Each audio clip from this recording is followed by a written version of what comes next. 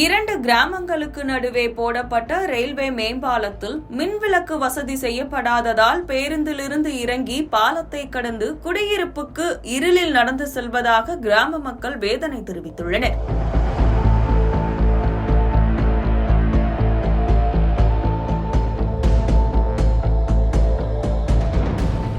காரைக்குடி அருகே தேவக்கோட்டை ரஸ்தாவில் அமைந்துள்ள திருச்சி ராமேஸ்வரம் தேசிய நெடுஞ்சாலையில் ரயில்வே மேம்பாலம் கட்டப்பட்டு 4 ஆண்டுகள் ஆகின்றன.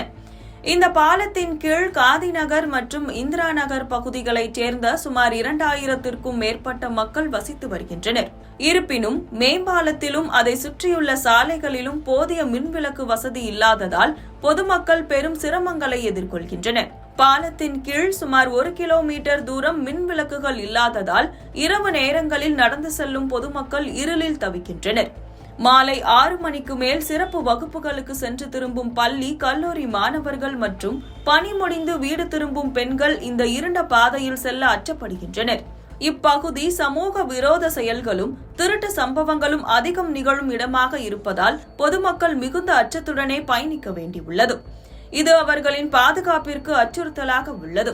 இந்த பகுதியின் பாதுகாப்பை கருத்தில் கொண்டு உடனடியாக மின்விளக்கு வசதிகளை ஏற்படுத்தி மக்களின் அச்சத்தை போக்க வேண்டும் என்று அப்பகுதி மக்கள் தேசிய நெடுஞ்சாலைத்துறைக்கு கோரிக்கை விடுத்துள்ளனர். இந்த கோரிக்கை குறித்து தேசிய நெடுஞ்சாலைத்துறையினரிடம் கேட்டபோது விரைவில் நடவடிக்கை எடுக்கப்படும் என்று உறுதியளித்துள்ளனர்.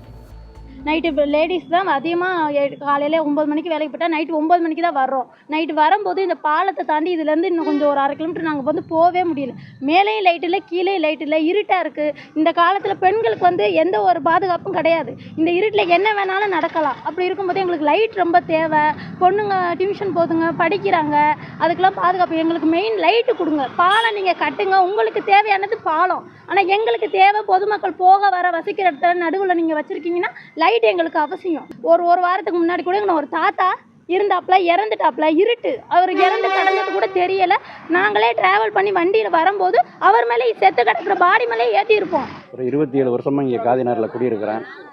இப்போ இந்த பாலம் போட்டதுலேருந்து இந்த பக்கம் லைட்டு வசதிகள் எந்த விதமான இதுவும் கிடையாது. நைட்டில் வர்றா இருந்தால் கூட டெலிஃபோன் பண்ண லைட்டை வச்சு தான் வீட்டுக்கு போகிற மாதிரி இருக்குது. ஒரு 7 மணி 8 மணி ஆயிடுச்சுன்னா இந்த பக்கம் யாருமே வர முடியாது. ஒரு தீவு மாதிரி ஆயிடுச்சு. இந்த பக்கம் பொம்பளை பிள்ளைகள் நடமாட முடியாத ஒரு சூழ்நிலையாக இருக்குது. அதுக்காக இதுக்கு வந்து உங்கள் மூலியமாவது இதில் உள்ள லைட்டு வசதிகள் எல்லாம் போட்டு தர மாதிரி நான் உங்களை கேட்டுக்கொடுக்கேன். கிட்டத்தட்ட இங்கே வந்து ஒரு 4 வருஷம் ஆச்சு இந்த பாலம் கட்டி. இன்ன வரைக்கும் ஒரு லைட்டோ ஒரு எந்த ஒரு இதுவுமே பாதுகாப்பே இல்லாமல் தான் இந்த ஏரியா ஃபுல்லாமே இருக்குது. சுத்தமாக ஒரு 6:30லேருந்து கிட்டத்தட்ட ஒரு 11:30 வரைக்கும் இந்த சைடு ஒரு லைட், ஒரு காக்கா கூட வர்றது கிடையாது. நிறையா வந்து திருட்டு, நிறைய அசம்பாவிதங்கள் நிறைய நடக்குது. பொம்பளை பிள்ளைங்க டியூஷன் போயிட்டு வரவோ, பசங்க ஸ்கூல் விட்டு வரவோ ரொம்ப வந்து சுத்தமாக இருட்டே இல்லாமல் ஒரு ஆள் வந்து நின்று கூட்டிகிட்டு போகிற மாதிரி இருக்குது. அதே மாதிரி போக்குவரத்துமே ரொம்ப சிரமமாக இருக்குது. ஆப்போசிட்டில் வர லைட்டும் தெரிய மாட்டேங்குது, இங்கிட்டிருந்து போகிற லைட்டும் தெரிய மாட்டேங்குது.